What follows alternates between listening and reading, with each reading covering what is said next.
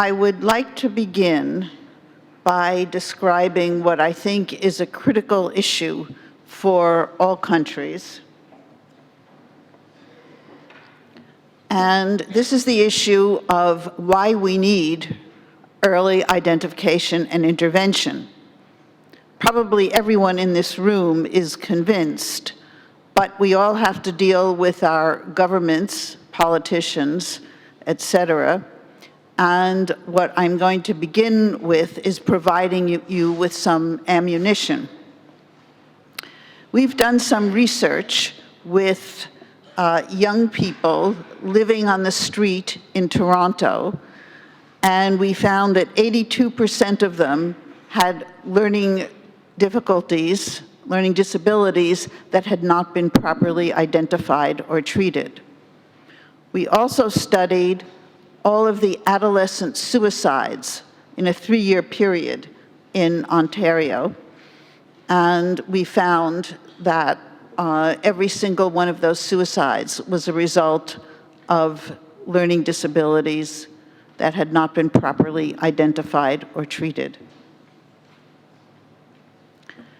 We know that in every country that's been studied, a significant portion of the people in prison have learning disabilities that have not been properly identified or treated. This is not an excuse for their behavior, but it is the reality of the situation. For many countries in the world, because of immigration, political events, a significant number of the children in the school start school without having the language of the country. In other words, they speak a minority language at home and are educated in the language of the country, which is not their first language. So this is also a significant issue, and dealing with children who have this particular background is a challenge for most educational systems.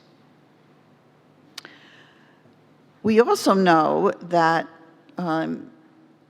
learning disabilities result in significant social and emotional difficulties. For those of you who saw the film or parts of the film last night, it was quite clear that dyslexia, in this case, had a very significant impact both on the young boy and his family. So I'm going to report some research, and I will frame this in the context of the Canadian educational system. In the Canadian system, we have complete inclusion. That is, children, whatever their disability, are educated in a mainstream classroom. There is some pull-out, we call it resource withdrawal. It's not that they're in the classroom 100% of the time, but we have no special schools and no special classes. Also in Canada, we have a policy of official bilingualism, English and French. We also have a policy which is particularly relevant to what I'm going to talk about, called multiculturalism. And this means that the government supports, with financial support, language and cultural programs for minority language children and adults. In Canada, children start school at the age of 5. That's called kindergarten. The first year of school is kindergarten. And schooling is free. There are very few private schools. That 99% of the children in Canada attend a public school.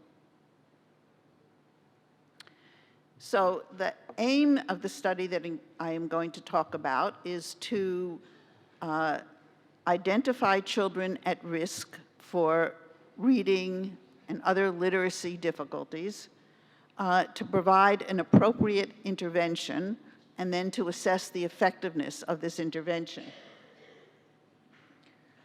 This is a longitudinal study that began when the children entered school at age 5. And we have followed them, and I'm going to report the results until grade 7, the age of 13. And they were tested every year on their basic reading, spelling, arithmetic, and some language and memory skills.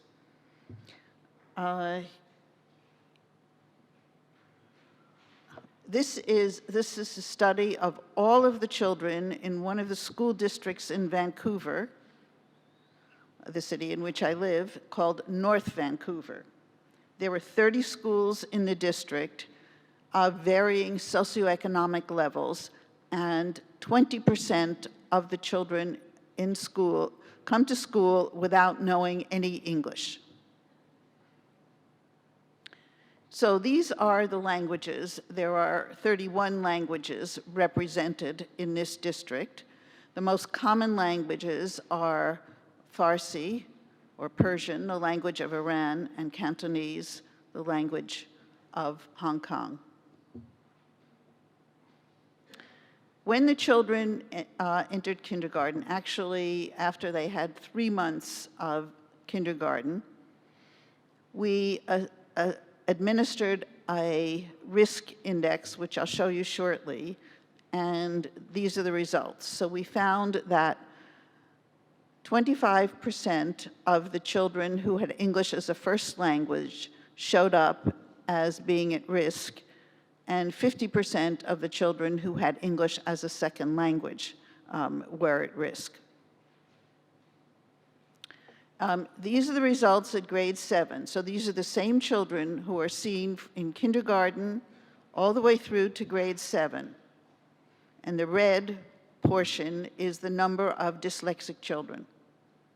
And so this is approximately 1.5% of the children in this school district were dyslexic.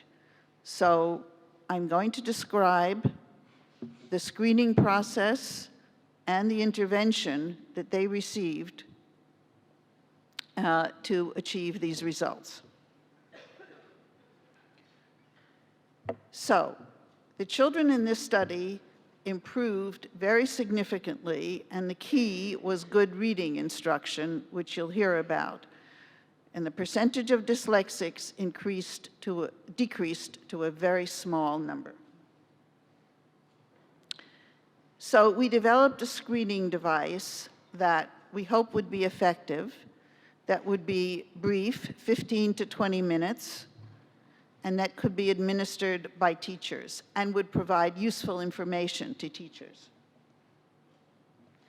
And this kindergarten screening included a number of variables, but the most important ones were letter identification, measures of phonological awareness, which you heard described yesterday, and a measure of their syntactic skills, that is, their understanding of the basic grammar of the language.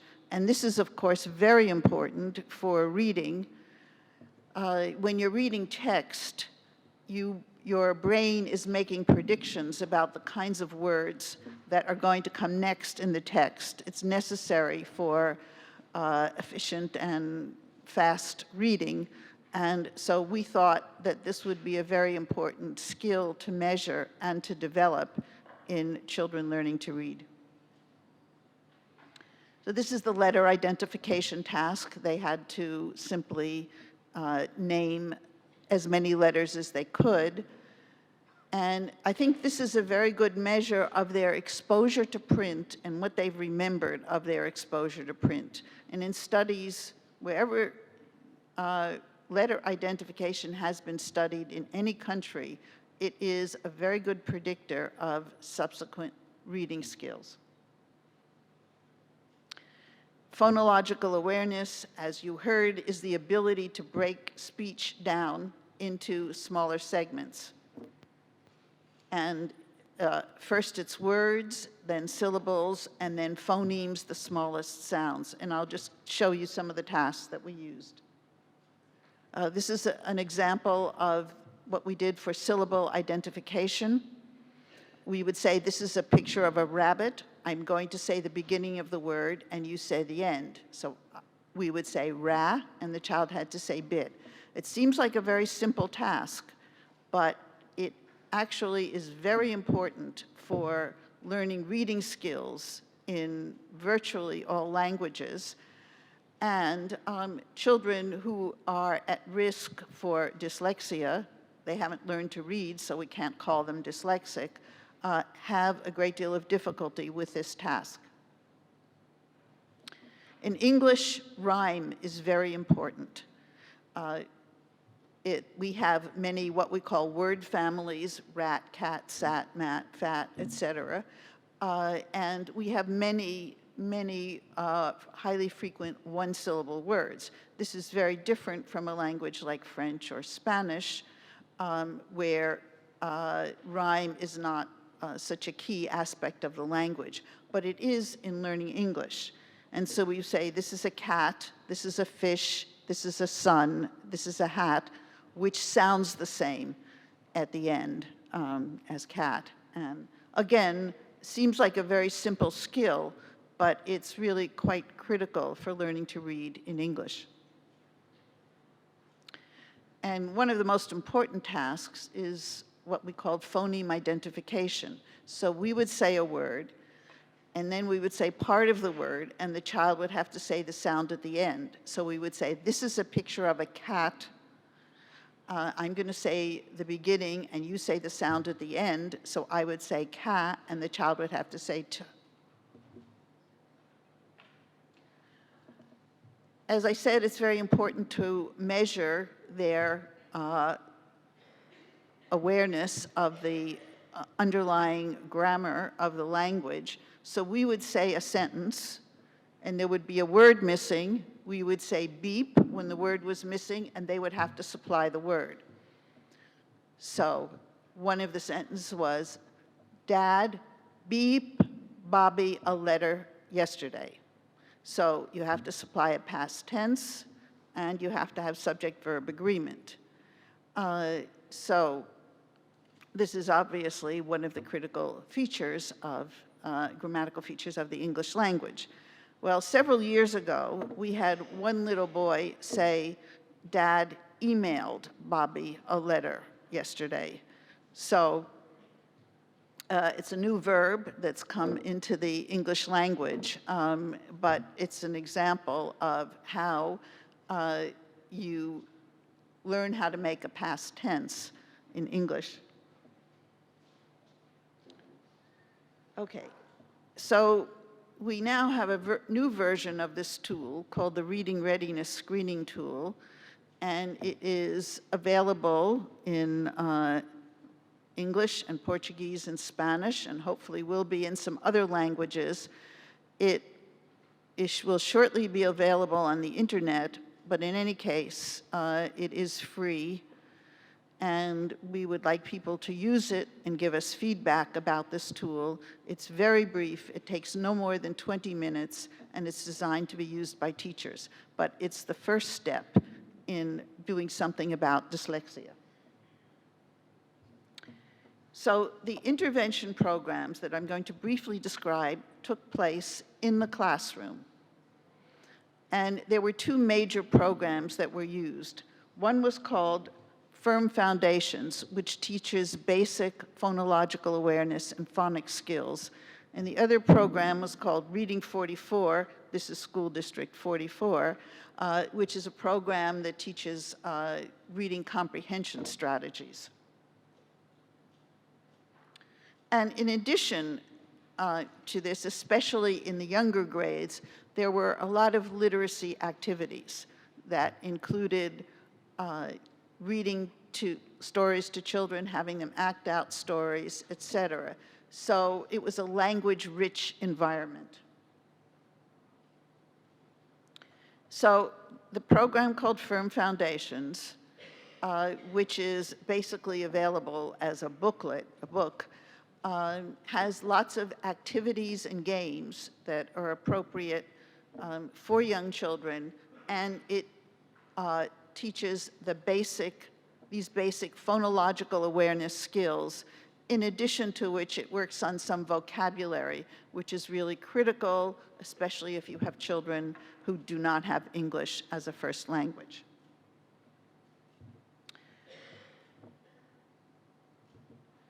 And it consists of skills are grouped into what are called circle skills, whole class activities, center skills, which are small group activities, and assessments, which the teacher can use with an individual child to measure the child's progress.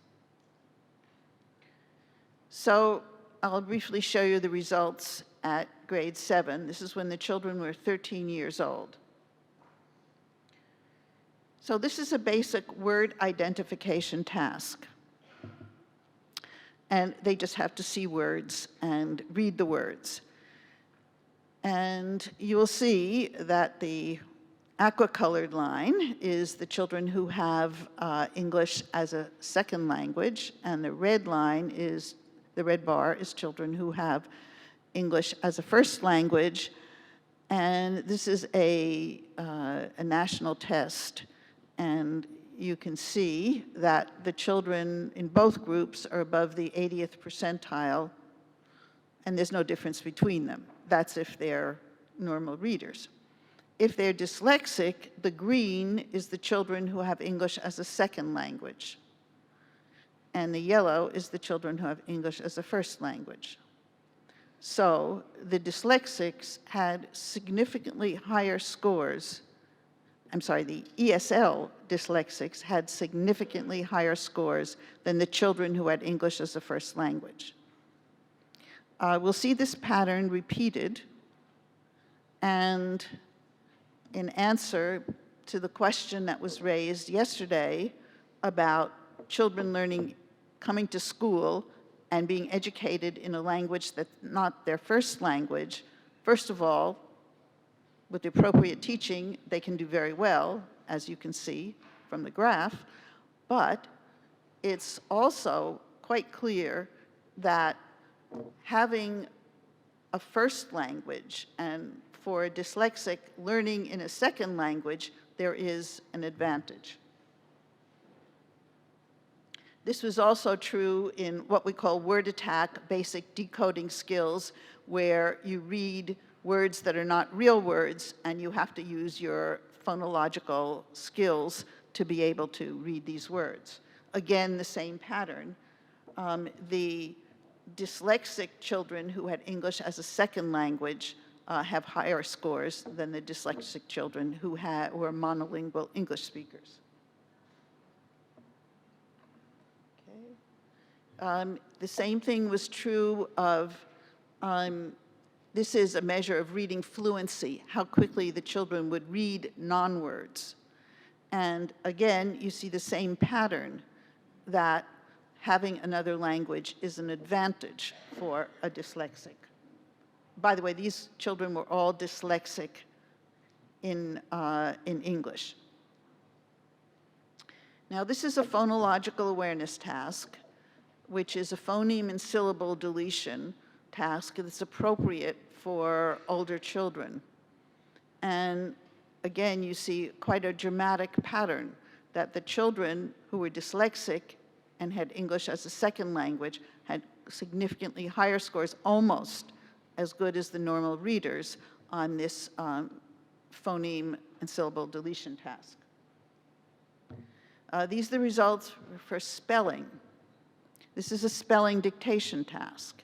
And again, you can see not only do the dyslexics, the bilingual dyslexics, have higher scores than the monolingual dyslexics, but even for the normal readers, the bilingual children had higher scores on an English spelling test than the native English speakers. Now, why is that true? For English spelling, you need two strategies. You need a phonological strategy to be able to hear the sounds in words and represent them by letters. But because of the irregularity of the English language, you also need good visual memory skills, so that it's not enough to be able to sound out words. you have to be able to remember what we call sight words, because they can't be sounded out. So imagine you're confronted with a word like H-A-V-E. If you sounded that out, you might say, you'd get the H right, huh, and then when you get to the A, we have 10 different pronunciations of the letter A in English, so you don't know which one to use. You might say A, you get to the V, you go v, okay, and then you get to the E, and if you're reading letter by letter, you would say so you might read this word as have. You realize that's not a word, so you might try have. Again, that doesn't work. So a very highly frequent word like have, you must memorize it, and you must use your visual memory skills. And it's the same with pseudo-word spelling, that, again, you see an advantage for the dyslexics who have another language. In other words, they have better skills, sound development skills. Okay. This is the measure of syntactic skills that we use, called the oral close. And here again, the children who have English as a second language who are dyslexic have an advantage in this task because of exposure to another grammatical system. So this is the reading comprehension test that we used, reading comprehension program that we used, and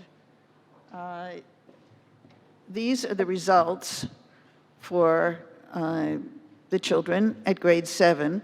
So we can see that there are no differences in the normal readers between the children who had English as a first language and the children who had English as a second language. This is contrary to what is found in many other studies, and this is, I think, is because of the good instruction. You'll also see that, again, there's no difference between the dyslexics, whether they're no difference between the dyslexic monolingual and bilingual children. I show this to illustrate the relationship between socioeconomic level, SES, and reading. So when the children came into school, there was a strong relationship between socioeconomic level and their reading skills. This is not surprising. This is found in many studies. However, after exposure to a good reading instruction program, that relationship decreases significantly. So many studies find it increase over time, but because of the good instruction in this district, that we found a decrease in that relationship. So it's possible to identify children at risk for reading disabilities in when they enter school. It's possible to remediate those difficulties basically in a classroom-based program, and having English as a second language is not a disadvantage, and in many cases, it's an advantage. So, most dyslexic ESL children have better reading, spelling, and phonological skills than monolingual dyslexics, and many ESL normal readers have better English reading, spelling, and phonological skills than monolingual English speakers. Now, there are two important caveats. First of all, the development of reading, spelling, phonological skills requires good teaching. And maintenance of the first language is very important. As I said earlier, the Canadian government has a program where they support heritage language classes for children who have a language other than English or French. And all of these children in this study attended these heritage language classes where they learned to read and write in their first language. So in order to get the transfer, the positive transfer of skills, you need to be able to maintain the first language.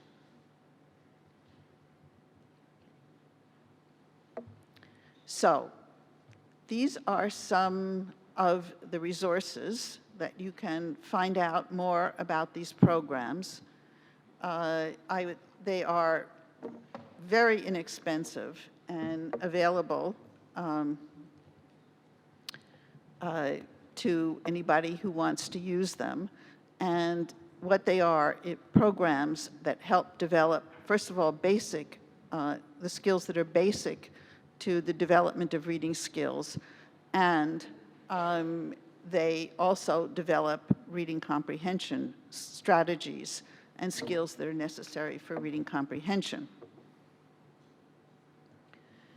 So it is possible to do something about dyslexia, and it's possible without spending a great deal of money. It involves good basic education and teachers who are trained to be able to do this. One of the reasons that we identified the children who are at risk is not to label them, but to provide information to the teachers about their basic skills and their difficulties. And so the teachers would pay special attention to these skills so that the children had an opportunity at a young age to have a teacher who was aware of, first of all, what their strengths and difficulties were and how to do something about it. As I said, most of this takes place in the classroom, but there is some withdrawal that is necessary for the children who are making very slow progress. In order for this to be successful, there have to be small classes. That the classes in this district were at the younger ages, in the first few years of school, were between 18 and 20 children. This is not a luxury that many countries have, but it is a goal to work for. So I think we could do a lot more than we're doing now if we put the time, money, and energy in early identification. What happens now in many places is that a great deal of money and effort and time is spent on identification of children who have dyslexia. And yes, that's important, but we would reduce a lot of those costs if we could do our identification and intervention early. So, thank you.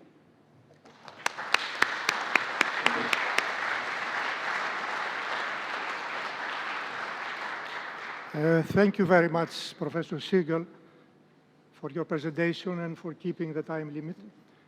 I think the message you gave us is very optimistic because the children at risk can be detected at school entry. Secondly, because the remedial education work could be done in the classroom. This is very important. And thirdly, because these interventions which you have done can prevent most of the reading failure. I think this is very encouraging for all of us.